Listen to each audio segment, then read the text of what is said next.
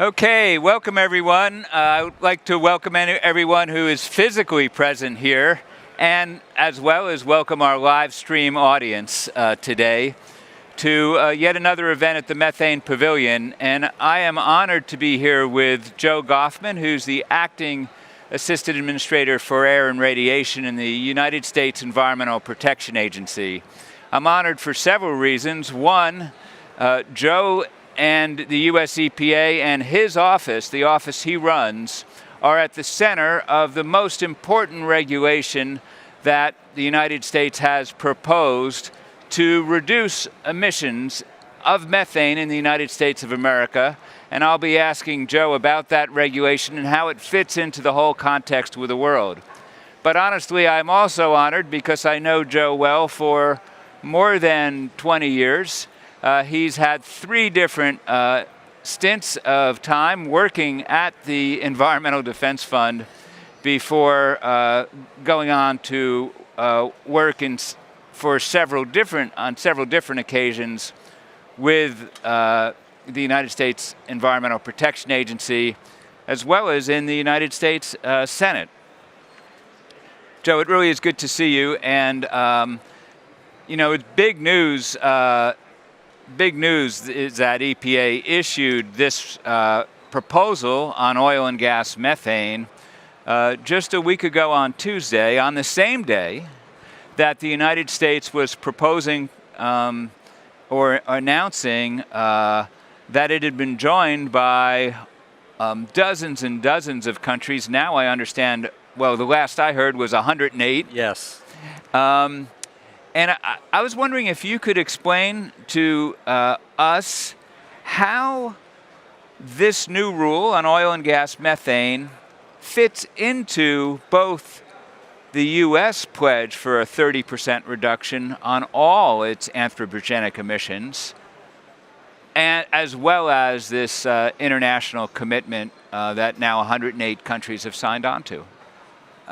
Well, thanks, Fred. It's actually it's an honor to be here, and I appreciate the fact that I'm able to be here as an Environmental Defense Fund alumnus, coming in at the last minute for another Environmental Defense Fund alumnus, Administrator Regan.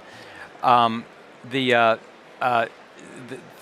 question you ask, I think, is a central one. I believe it fits in on a number of different levels. We're in a position as an administration and as a government to really match our commitments, what we in official terms verbalize by way of making the pledge, with concrete action. The administration was absolutely committed to walking the talk, if you will, in real time. That is to say, in walking the talk as commitments were made. Perfect example of this is that the president, on the very first day he was president, hours after his inauguration, or close to it, both rejoined the Paris Agreement and specifically directed the Environmental Protection Agency and the rest of his government to take rapidly concrete actions to establish, in the EPA's case, emission standards for the automobile sector and for the oil and gas sector, and to do so either before or in synchronicity with this Conference of the Parties. So essentially, what we were trying to do as, if you will, charter members of the Global Methane Pledge was to use the diplomatic suasion that taking action created to help our inaugural partners in the Global Methane Pledge bring now 108 countries, the last I heard too, into joining the pledge. The terms of the pledge are a 30% reduction in methane emissions. The pledge covers the entire economy. But we know that the biggest contributor of industrial methane within the U.S. economy is the oil and gas sector. So, we went for where the emissions were. And that's why the oil and gas sector was called out in the president's day one executive order, and why we really were both intentional and a little bit lucky to be able to align, again, the walking of the talk in the form of action. Well, that's great. So it fits in a very real way. It is what enables the international commitment by the U.S. that sparked, and the EU that sparked all these other nations to agree. Joe, in this pavilion, we're talking a lot about methane. We've also been talking a lot about EDF satellite, methane sat, as well as carbon mapper, as well as Traponi, as well as greenhouse GHG sat, the private satellites. In terms of the rule, what's in the proposal, what you're thinking about, what may be in a supplemental, how are you thinking about the new data on methane that is so much more robust now than it was the last time you were at EPA in the Obama administration? This data from ground level peer-reviewed science, this data from all these different satellites, does that have any relationship to the rule? And if so, how are you thinking about this? Well, look, think about the rule as a part of a larger, sort of a larger ensemble, a necessary ensemble of EPA's work, in some cases going back 20 years or more, in methodically and comprehensively building a regime to address methane emissions. The rule depends on our authority under the Clean Air Act, which specifies that we focus on, if you will, individual categories of sources and set emission standards for the individual categories of sources based on available or, as we're trying to accomplish here, soon to be available technologies. But we also do two other things where the data is critical. We maintain and construct annually the U.S. greenhouse gas inventory, and which is, if you will, a kind of aggregated architecture. We also have the annual greenhouse gas reporting program where we mandate that individual facilities report their emissions. And so as we move forward to perhaps extend the proposal, already ambitious proposal that we made last week, into a even more ambitious one, and then land the requirements for individual sources, we're continuing to build out an even richer understanding of what those sources are actually doing through the reporting program and what's happening, if you will, atmospherically through the inventory program. The technologies that you cite are going to find their home, that is the data that they generate, they're going to find their home in the inventory program. But imagine the three different programs in a kind of ongoing dialogue as the information we gather in one part of this course helps us scrutinize the information we have at any given moment in another part. And I'm sorry to give you a long answer, but it's a complicated subject. We're soon going to be proposing updates and, if you will, upgrades to our greenhouse gas reporting program so that we can get even more precision from sources, including from the oil and gas sector, and perhaps even more granularity, looking at different ways to report and possibly to reveal in even more depth some of the phenomena that are contributing to the greenhouse gas inventory, something we're motivated to do by the science that you described and by, at least indirectly, by the aggregate data that the work that you and colleagues across the science community are doing in terms of gathering aggregated data. Yeah, so in terms of that science, and you're right, this is complicated stuff, but we'll try to make it digestible, as you are doing so well. There is flaring, there is incomplete flaring, there are super emitting sources, upset events that happen once in a while, and then there are these marginal wells. They may be in producing little oil, but emitting a lot of methane.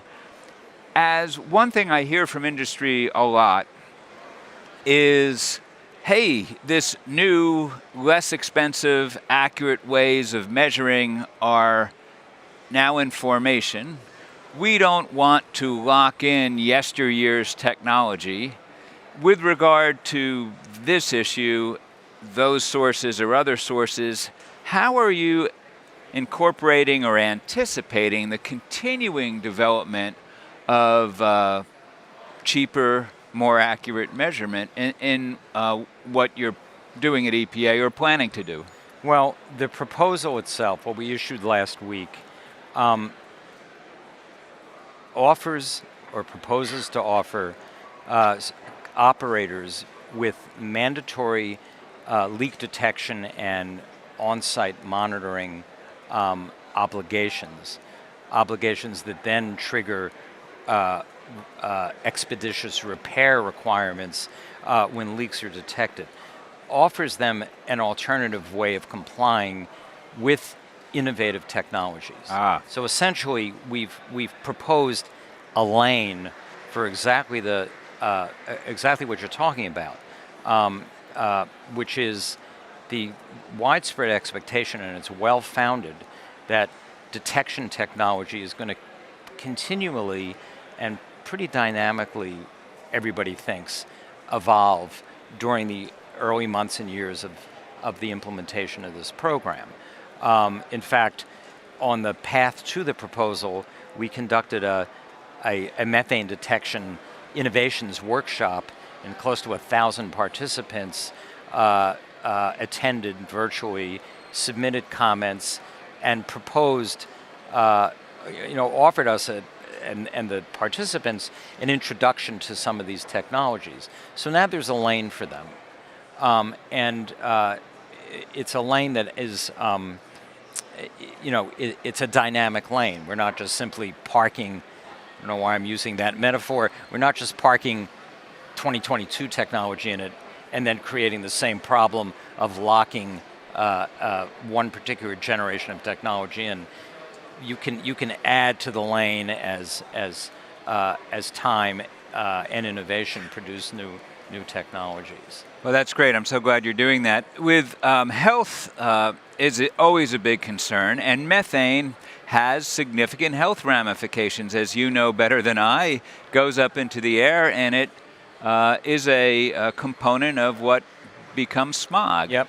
Also, upstream, before methane is separated from other things, when it's released, it's also being released with other things that impact human health. And I've unfortunately met with neighbors of some operations that have been badly damaged by the health implications. As EPA has thought about the rule, what has the thinking been about how you write the rule or implement the rule in a way to maximize the health benefits for people? Well, you could be forgiven for thinking of this rule as a volatile organics compound rule or even an air toxics rule, because the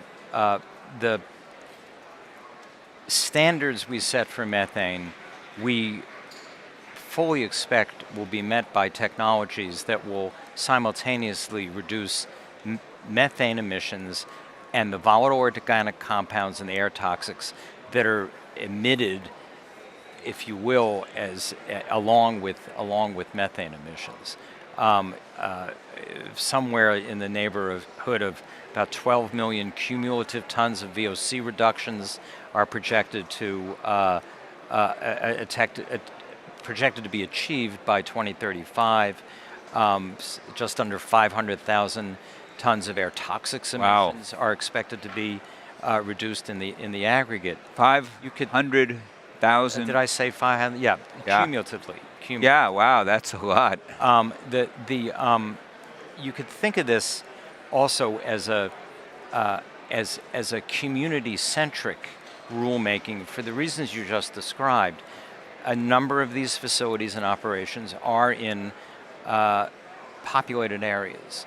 And some of those areas are environmental justice areas. They're communities that are overburdened already by cumulative exposure to environmental and public health threats. And one of the things we've proposed, or at least introduced as a concept, actually represents a convergence of the community level public health objectives of this rule and the technology innovation objectives. Because what we've introduced in this proposal is a path by which communities can undertake their own monitoring of facilities, report data, and then, again, this is still conceptual, create an additional obligation on the part of operators that are associated with this data to undertake additional repairs or replacement of their equipment. Now, I use the word introduce as opposed to propose because what we've done is ask the public and the expert community for the kinds of instrumental answers we need to the instrumental equations, instrumental questions. What do we mean by monitoring? What qualifies? What kind of data would qualify as actionable if, in fact, we think ultimately we can create an additional obligation for compliance?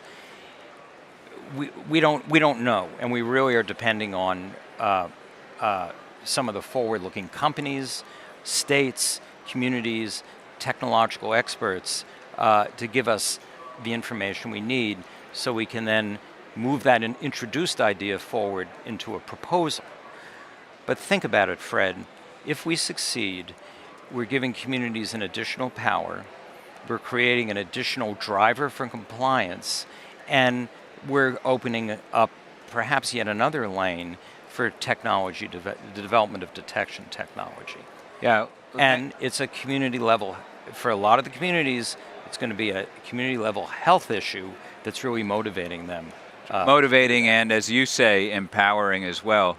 You know, many of us have heard the president say that when he hears the word climate, he thinks jobs.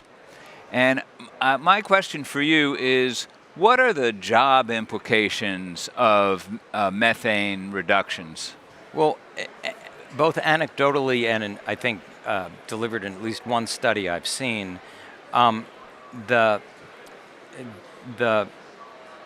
industry of detection and repair is starting to grow, and a number of the points of growth are in the forms of small businesses that employ and create good jobs, whether it's on the technology development side or the actual applications of the technologies. You know, we've been fortunate, Fred, that there are some forward-looking companies that have either on their own motion or in partnership with EPA in a series of partnership programs we've been undertaking for well more than 10 years, have already started to drive some of this technological development, and they've created a demand that growing businesses are responding to in the forms of detection technology, and then of course repairing leaks is labor intensive, and you know, as we intend, we continue to push out the coverage of the rule to some of the more, if you will, troublesome sources whose contributions to the methane inventory are still just being understood, or where our understanding is being more enriched, that's going to create additional demand for businesses that either can deliver technology or can do the on the ground repair. Yeah, as I've walked around the COP for the last week or more, I'm reminded that there's many countries who also, almost every country now has their EPA equivalent. And I'm hearing things that I'm learning from and that the United States can learn from. By the same token, there aren't many countries that have the level of resources that the US EPA has, or have shown the leadership on methane that the US EPA has. Are there ways that you and your colleagues at EPA will help those countries that request it? And what are the lessons that might be helpful? Well,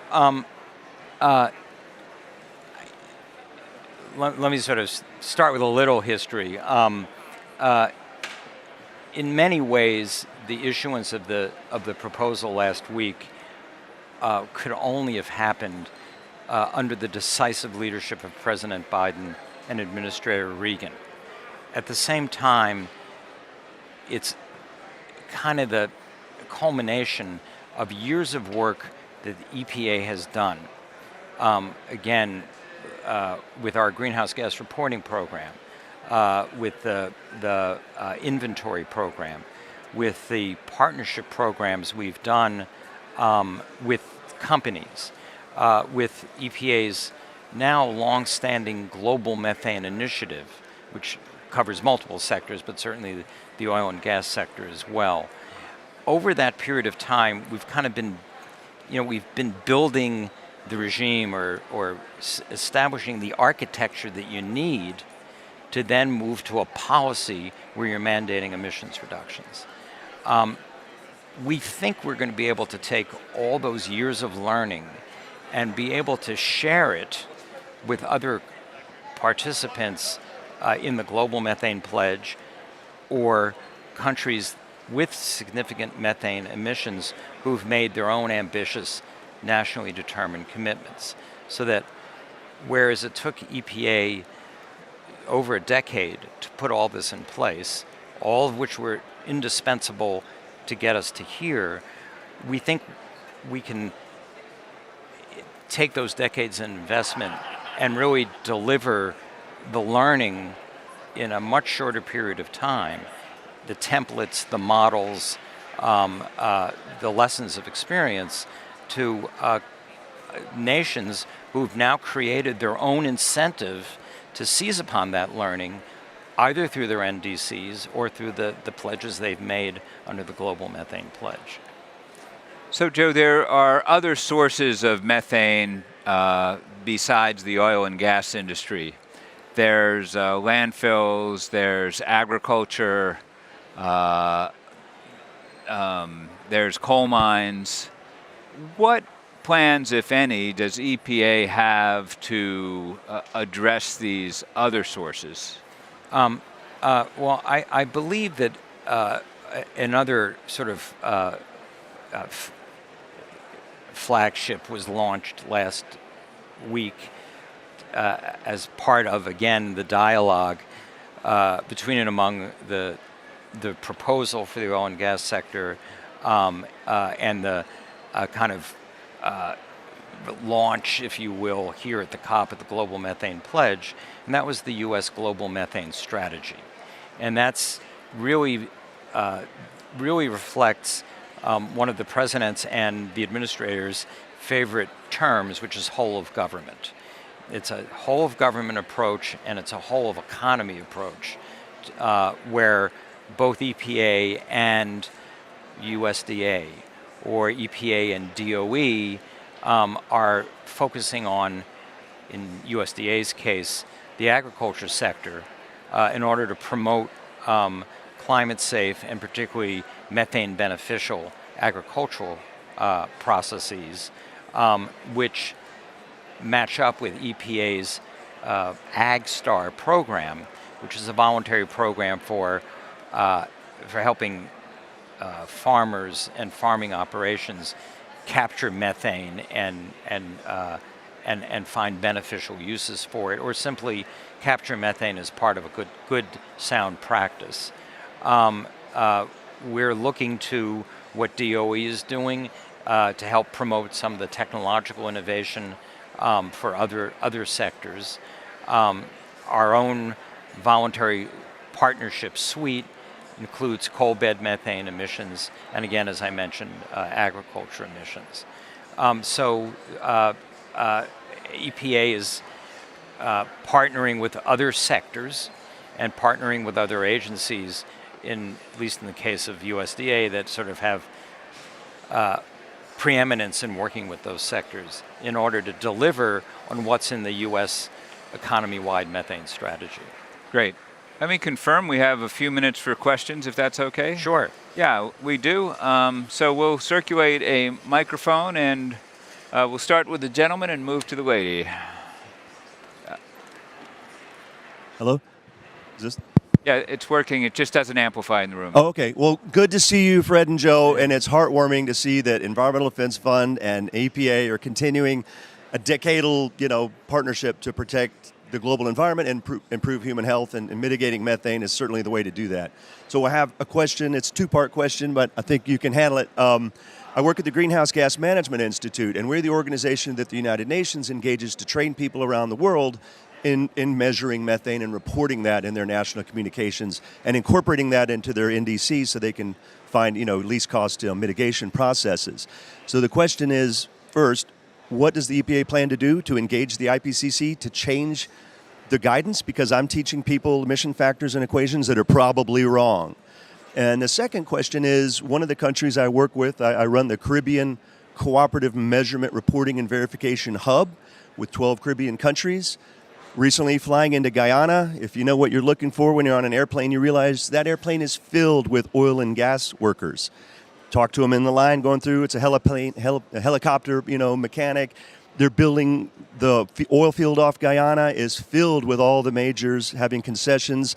They're on the way to being the world's next petro state, even as we're trying to go the opposite direction. So the second part is, for a country like Guyana, is there any incentives that can help them do a better job of measuring those upstream production emissions from the oil sector, which we know are really, really significant? That's a great two-part question, and Joe, I've stalled for a few seconds to give you a little extra time. Wait a second. I thought he was addressing it to both of us. I don't think so. Yeah, okay. Well, it's nice to see you, Wiley. The first question is, we use the resources we have under the auspices of both our global inventory work and our greenhouse gas reporting work to continually update our data and continually to keep pace with the science in this case of methane, if you will, the true extent of its presence in the atmosphere, its emission sources, and the phenomena that are associated with it. We really do devote a lot of staff time to formal workshops with the expert community and others who have a stake in it. The second question you ask is it's a puzzle that I don't off the top have an answer to. I'm going to glom on to one thing you said, which is that all the majors are present. Many of the majors at least profess to be committed to being good stewards. And we are, in some ways, through our methane proposal, taking those claims at face value and trying to codify them as a mandate that goes across the industry. There's a hope that you could put words to, and I don't know what the likelihood of realizing it, is that as these companies, either on their own motion or in response to their requirements here, adopt certain practices to detect and manage their emissions and, to the extent possible, eliminate them. Those practices actually, through, are adopted by the companies throughout their operations. That's I think the answer to that question, it's a really compelling problem, and it's probably going to take dozens of different factors to align to get the result we want. But that's one of them that you can maybe draw a line between the commitments those companies make, the things they're going to have to commit to doing and adopt in meeting the domestic methane regime into their other practices. So since you indicated you were asking both of us, I'll just give you the shortest supplement that the Oil and Gas Methane Partnership, which includes many of the forward-leaning majors, has not only created the state-of-the-art system for measuring emissions, but also for reporting on them. And the companies are beginning to extend their commitments to lower their emissions to 0.2 intensity to their joint venture partners.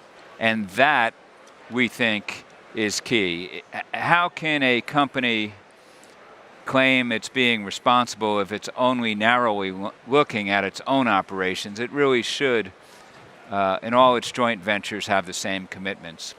And our home for that kind of phenomenon is in the Global Methane Initiative, which is designed and a success to have a global reach, and not it doesn't have borders.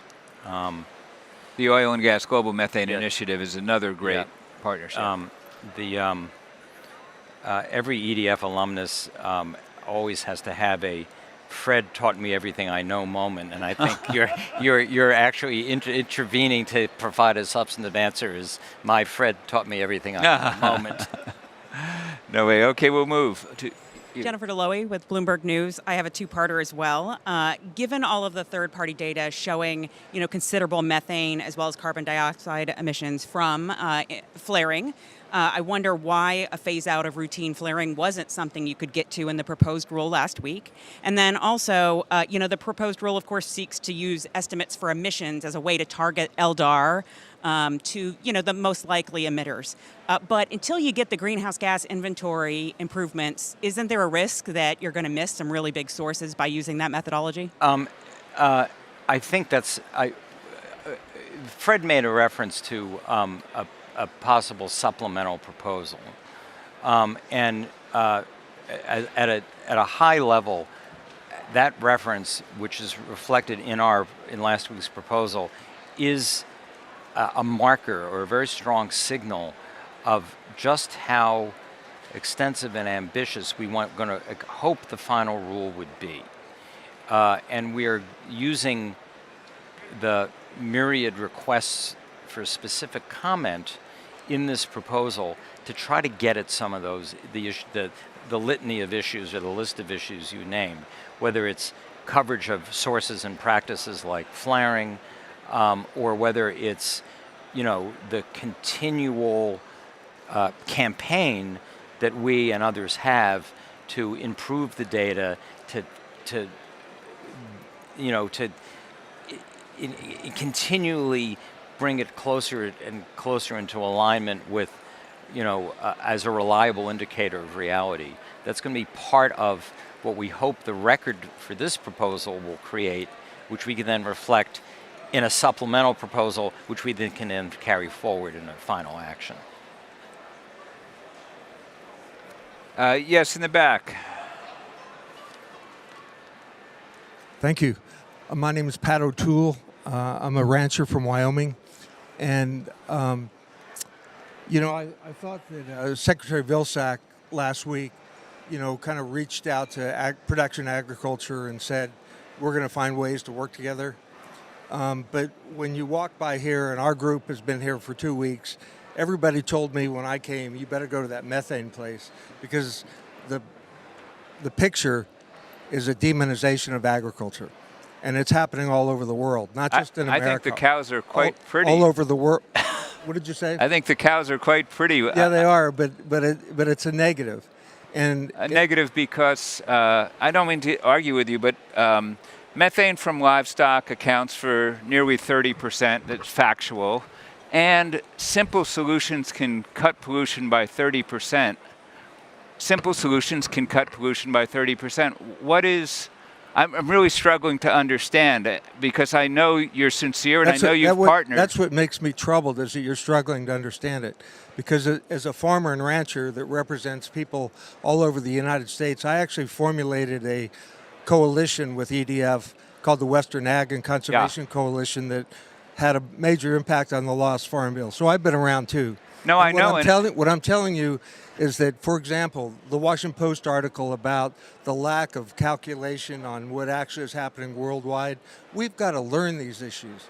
But the data sets that are coming out all are about don't eat meat, let's not do agriculture. Agriculture is a bad guy 10 different ways. What I'm telling you is that there's coalitions that are out there trying to figure how do we work together, but all of my colleagues that came here from the United States that are farmers or ranchers looked at that and said, that is not a good message. And that's my message to you. So just saying what the fact is, you and other ranchers perceive that as pointing the finger at them, demonizing them. Well, when you say don't eat meat and you're the polluters, yeah, it's pretty clear.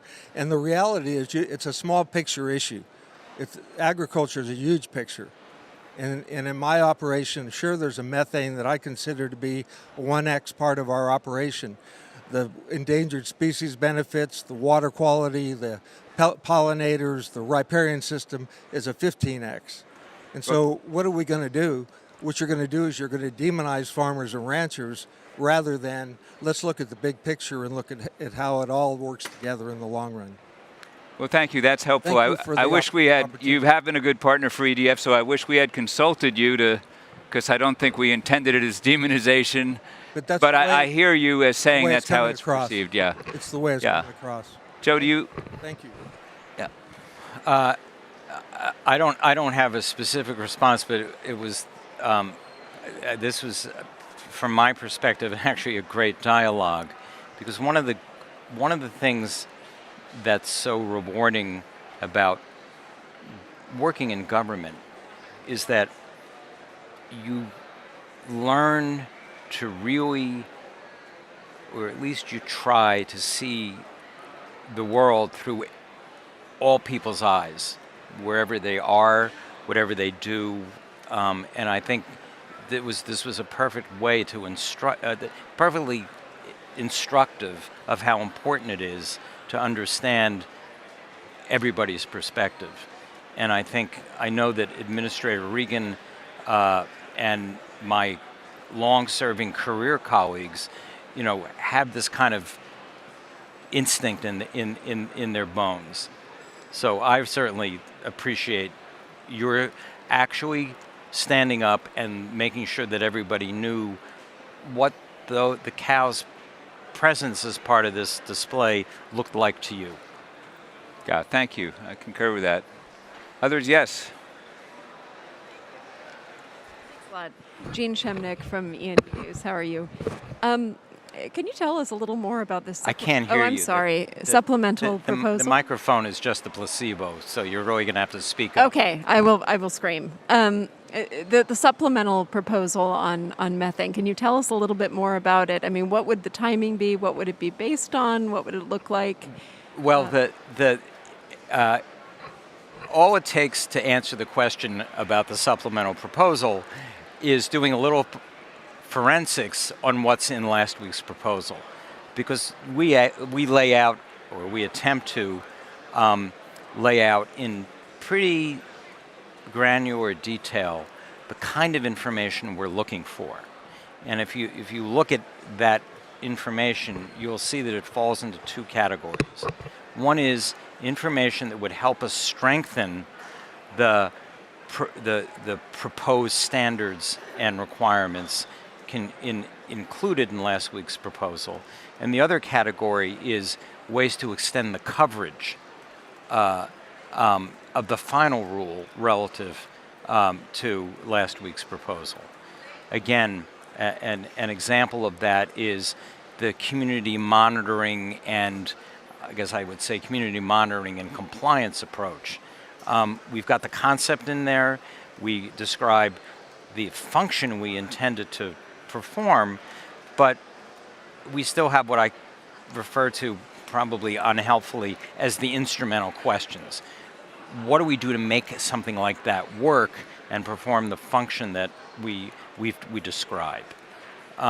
Similarly, with some of the sources that Fred mentioned, we don't propose requirements for those, but we ask pretty detailed questions that are designed to elicit the information that would give us the basis of proposing further requirements. And it's all that we are anticipating, obviously hopefully putting in a supplemental proposal.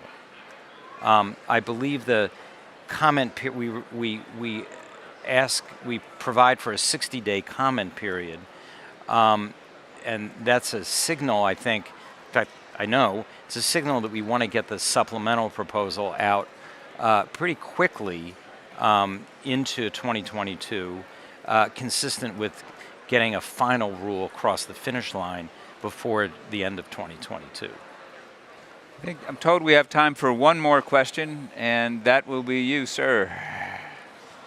Thank you very much. My name is Spencer Smith. I'm a civil engineering student from the United States, and earlier you mentioned the whole of government approach that this proposal is taking, and so my question is, do you believe this proposal and said collaboration that you mentioned could pave the way for further governmental agency collaboration outside of just the methane, outside of methane reduction?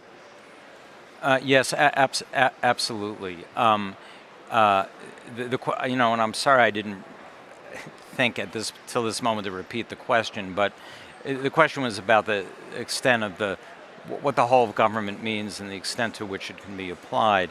And one of the reasons that the administrator refers to the whole of government approach, taking his cue from President Biden, is that in so many ways, what really drives emissions reductions, what really drives technology development, is the interaction of, say, standards established by regulation and other policies, as well as things that are happening in the market, or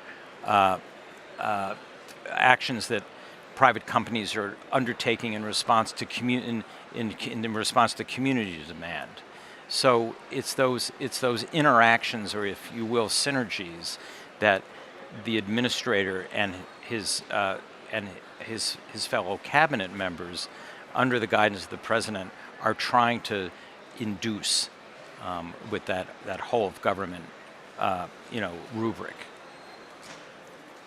Well, thanks everyone for joining us in person. Thanks for those of you who have joined us online. Joe, thanks especially to you. I've learned so much in the last hour, and I more than appreciating that, I appreciate your service for the United States Environmental Protection Agency, for the United States government, and the United States leadership for the whole world on the methane issue. This last week or so, we've seen more progress on methane globally than I've seen in the last 10 years. So the fact that you've had a huge part in it, you should be proud. I'm so proud to know you.